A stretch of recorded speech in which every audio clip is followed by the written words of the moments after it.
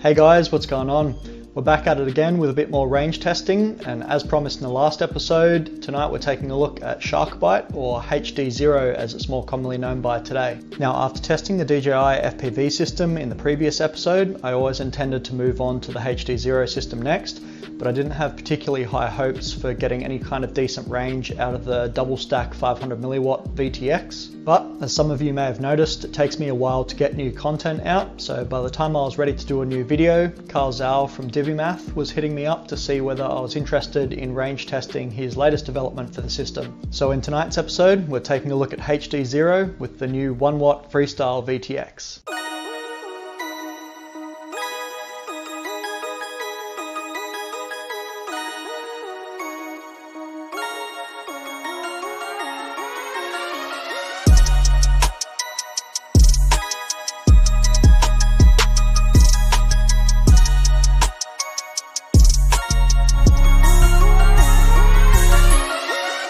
So way back in November of 2020, I grabbed one of the very first Sharkbite kits when they first hit Get FPV.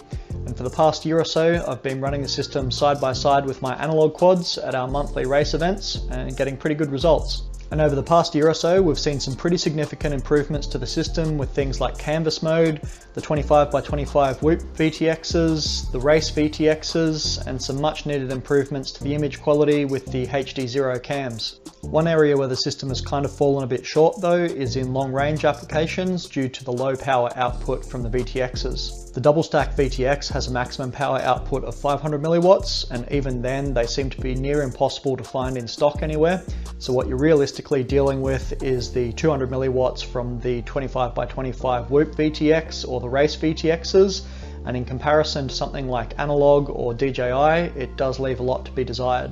But hopefully that all ends today with the introduction of the Freestyle VTX, or VTXL as it's also known by, which claims to have a maximum power output of 1W and should finally make the system viable for long-range HD flights, especially if it can push past that 13.3 system imposed limit with the DJI FPV system. Now, before we get bogged down in comparisons, and don't worry, we will come back to that later, let's take a quick look at the physical features of the VTXL.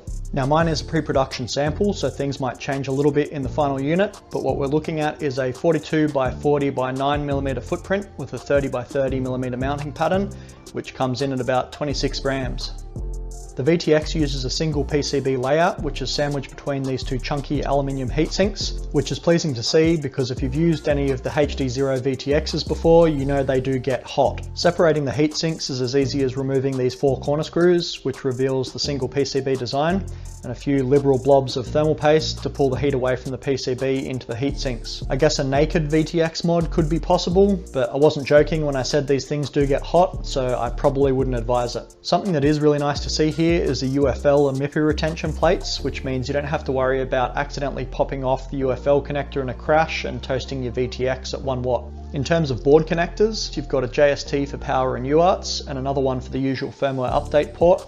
On the other side here, you've got the smaller JST for the remote control dongle, although I kind of wished they had have put the power and UART JST here, because right now where it is, you've got the wires exiting out the side of the quad, which is not the biggest deal, but it would have been nice if that loom had have exited out of the front or the back of the VTX rather than out of the side where it's potentially going to get damaged by impacts. Taking a look at the power outputs with the Immersion RC power meter, we seem to actually be getting some plausible measurements out of this, which is interesting because it's something I struggled with the DJI FPV air unit when I tested that. This is interesting because both HDZero and DJI are both using OFDM modulation over the air, so I would have expected to run into similar kind of issues trying to measure the power output, but I'm not complaining about getting reasonable measurements, and these power values are looking pretty much spot on for the power settings, so this is looking pretty good.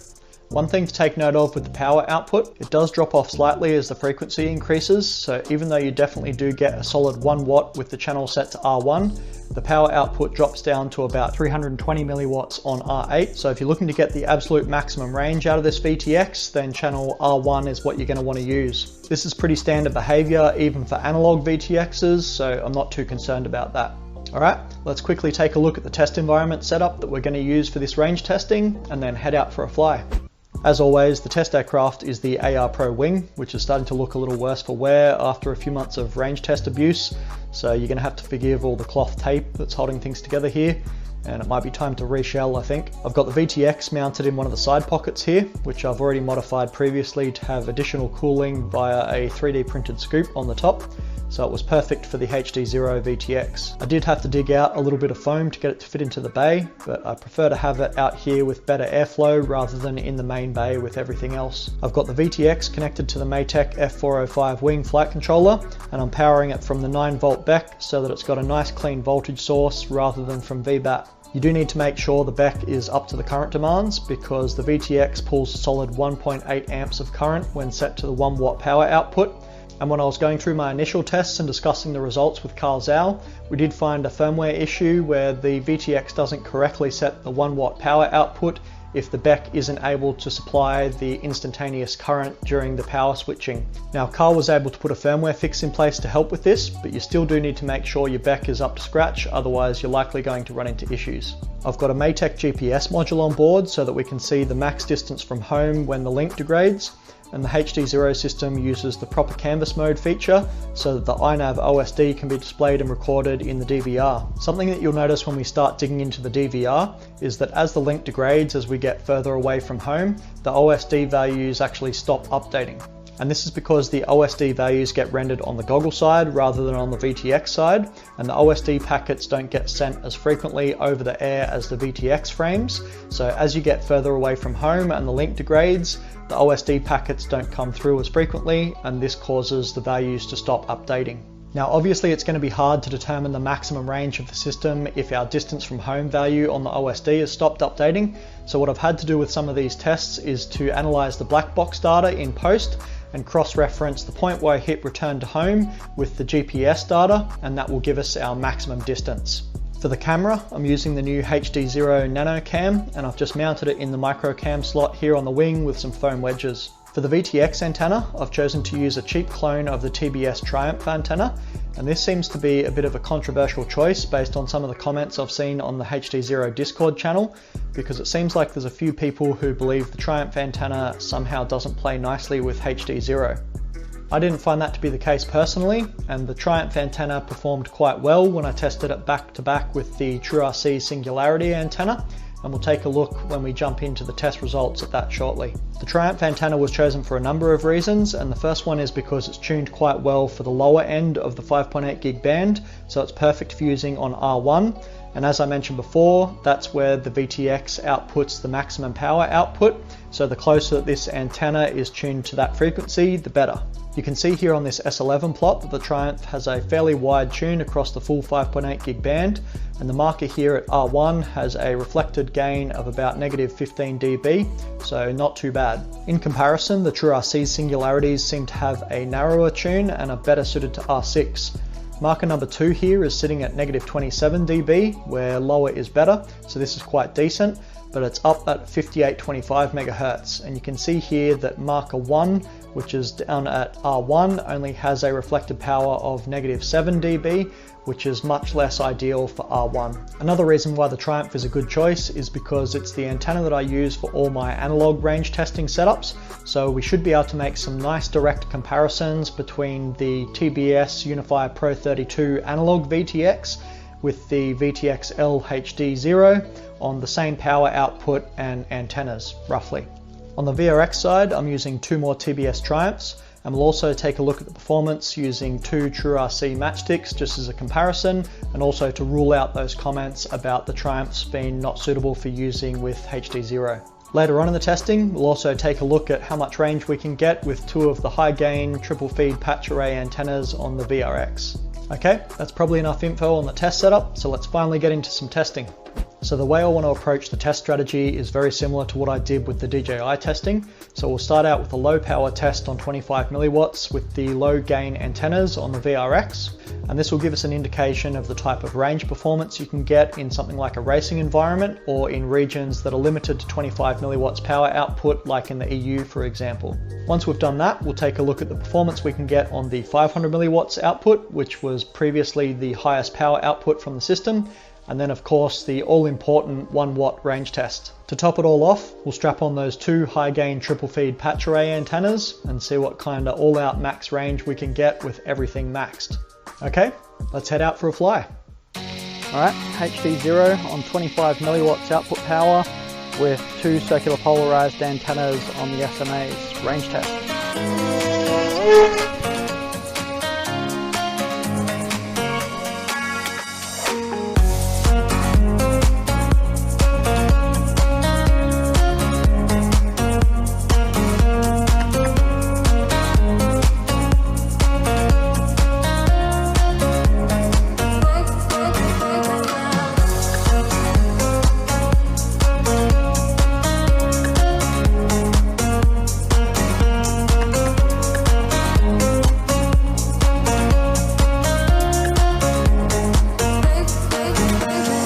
Okay, so we're out at about 5 kilometers right now, and you can see that the OSD has stopped updating and is stuck at 4.65 kilometers. And it's just jumped up to 5 kilometers now, which indicates that some of the OSD packets are still getting through, but it's getting pretty sporadic and flaky. We're also getting a fair bit of noise here at 5 kilometers, so I'm going to call that the flyable limit for 25 milliwatts, but we'll keep pushing on until we lose link completely.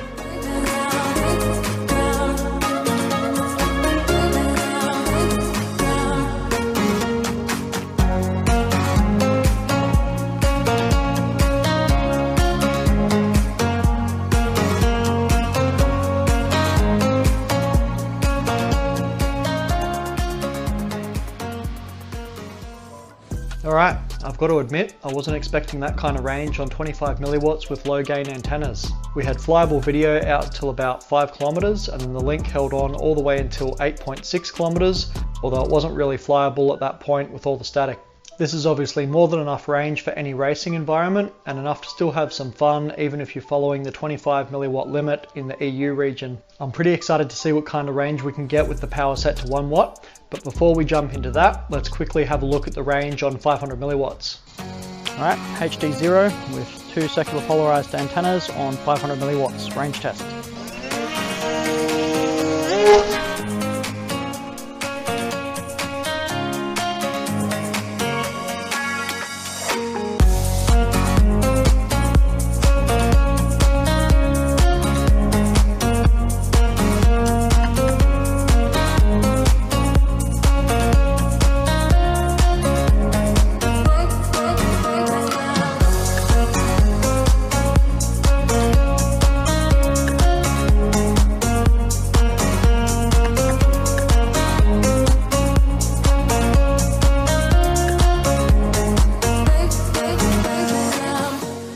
Okay, so we're out at about 10 kilometers at the moment, and the OSD updates are starting to really slow down again.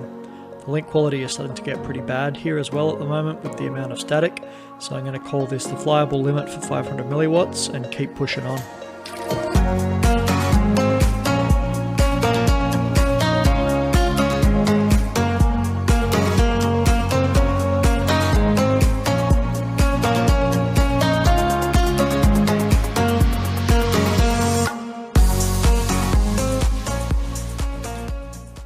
Okay, so another fairly exciting result for the 500 milliwatt power setting with the low gain antennas, which was able to make it out to 10 kilometers flyable range and 16 kilometers max range. And this is a pretty significant result because, as far as I'm aware, this is the first time that HDZero has been able to crack that magic 13.3 kilometer number. And if it can do that on 500 milliwatts already, I'm really keen to see what kind of range we get on 1 watt. Now, something that I mentioned in the start of the video was the apparent contempt for using the TBS Triumph antennas with the HDZero system.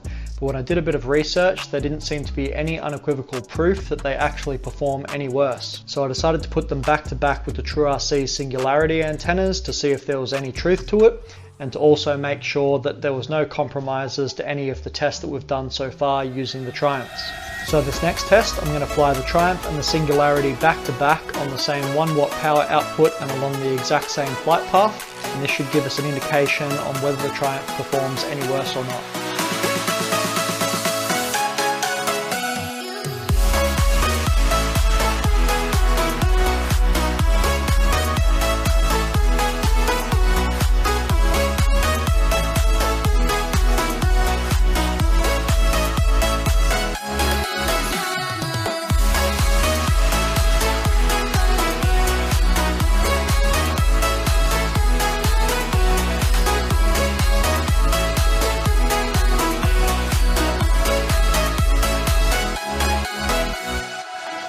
Alright, we're out at about 10 kilometers and the Singularity is well and truly past its flyable range, which we marked down at 7.5, but the Triumph is still holding in there quite well. We've got a fair amount of static on the feed, but we're still getting regular OSD updates, and I'm confident enough to keep flying like that, so I think there's still a bit more in it before we call this the flyable range. There goes the Singularity at 13 kilometers, and the Triumph is starting to look pretty average here at 13.5. So we might call that the flyable limit here too.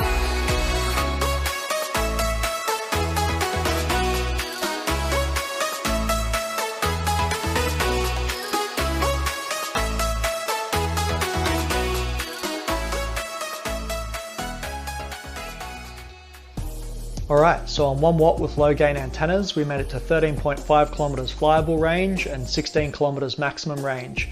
And this one's a little bit of an anomalous result because we also made it to 16 kilometers on 500 milliwatts. And although double the milliwatts doesn't equal double the range, I would have expected it to at least go a little bit further. On the flip side, something that's definitely worth noting from this test is we were able to make it out past 13.3 kilometers with flyable video on low gain antennas, and all while maintaining a low latency HD feed, which is very impressive.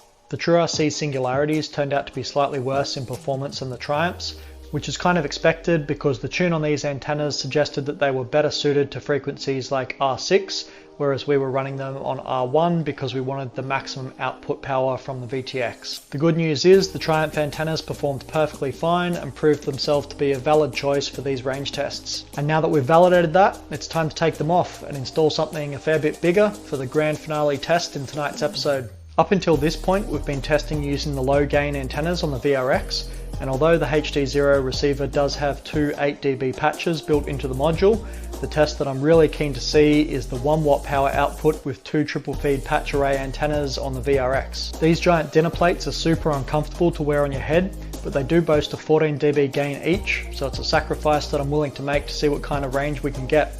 Let's head out and see. Alright, HDZero on two triple feed array antennas on 1 watt range test.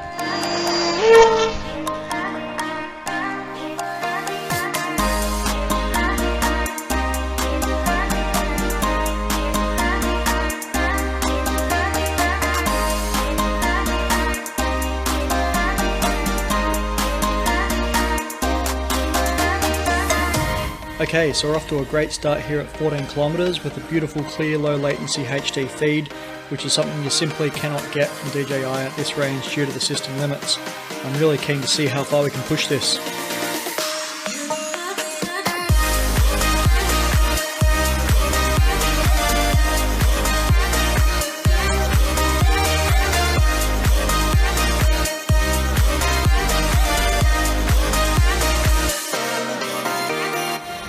We're coming up on the 30 kilometer mark now, and although we're starting to get a fair bit of noise on the feed, we're still getting regular OSD value updates, and the video quality isn't really any worse than I'll be getting on my analog setup at this kind of range, so it would be an understatement to say that I'm really impressed with the performance of HDZero here at the moment. It feels like there's probably another 5 to 10 kilometers of range left in this link even before we hit the flyable limit. And if you're really looking for crazy range, you could even use one of those 20 plus dB dish antennas on a ground station to push it even further. Unfortunately, my battery situation is getting pretty dicey and there's a fairly strong headwind slowing us down here. So I think we're going to have to turn back, which is a shame because I don't think this is even the flyable range limit yet. Hitting return to home now.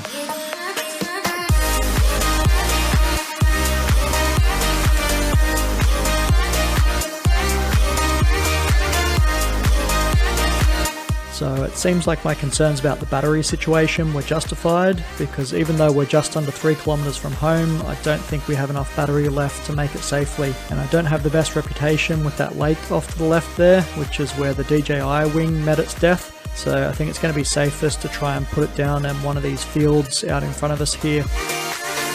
And there it goes. Time to go look for it, I guess.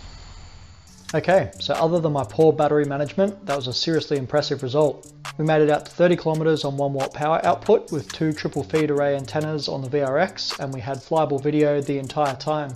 The max range on this one was also undetermined, and the only reason for turning back was battery, which is exactly what you want on a long range HD link. If you're flying long range, you don't want to be limited by your video system, and ideally you want the video link to hold up all the way until the point where it's time to turn around and then some, and that's exactly what I got here out of HDZero. When I shared this 30km result with somebody the other day, they asked me if the performance was good enough that I'd use HDZero over analog for future range testing. And when I sat down and properly thought about it, I honestly can't see many reasons not to use this in place of analog given the performance that we just saw. And if you compare HDZero side by side with a similar analog VTX, for example the TBS Unify Pro 32 HV, you get some really interesting results. The Unify has a slightly higher power output at about 1.5 watts, but putting that minor difference aside, this is the same wing with the exact same high gain antennas on the VTX and the VRX, and you can see here at 10 kilometers out, both systems are performing really well, plus you get a nice HD feed from digital here on the right. Skip forward to 20 kilometers out, and once again the results are comparable on both, with similar amounts of noise. Jump forwards again to 30 kilometers, and HDZero may actually be performing better than analog here in terms of video noise, and keep in mind that it's at a slight power disadvantage as well. When you make the same comparisons to DJI on the high gain antennas, it's pretty clear which one takes the crown in terms of performance and image quality at 10 kilometers out, but skip forwards to 20 kilometers and it's a whole different story. HDZero is infinitely better than DJI at anything past 13.3 kilometers, regardless of how much power or antenna gain you throw at it. So if long range HD is your goal, then HDZero is the clear winner here. Okay, let's take a look at the final results. On 25 milliwatts with the low gain antennas, we made it to 5 kilometers flyable range and 8.6 maximum range. 500 milliwatts doubled the flyable range at 10 kilometers and dropped off completely at 16 kilometers. On 1 watt with the Triumphs, we pushed the flyable range to 13.5 kilometers but didn't see an increase in max range. And on 1 watt with the 2 triple feed arrays, we made it out to 30 kilometers, which didn't even feel like the limit for the flyable range, so the actual max range is undetermined. Comparing these results back to back with what we got on DJI, you can see that the 25 milliwatt result is slightly less than what we got on HDZero, but on 500 milliwatts DJI did slightly more. At max power, the system limitation of 13.3 kilometers on DJI means it simply cannot compete. Somewhere else where DJI can't compete, or it seems they don't want to compete, is in the community engagement that DiviMath has with its user group. Carl is hugely active and embedded in the FPV community and is always happy to talk about the technical aspects of the system and listen to advice on how to improve it, which means we've had things like canvas mode months ago, whereas on DJI we're still crying about Cadex's empty promises of delivering it. It's also great to see that Carl is open to working with open source projects like ExpressLRS, and I'm really keen to see where that integration leads in the future. Alright guys, that's going to do it for this episode. Thanks so much for watching and catch you in the next one. See ya!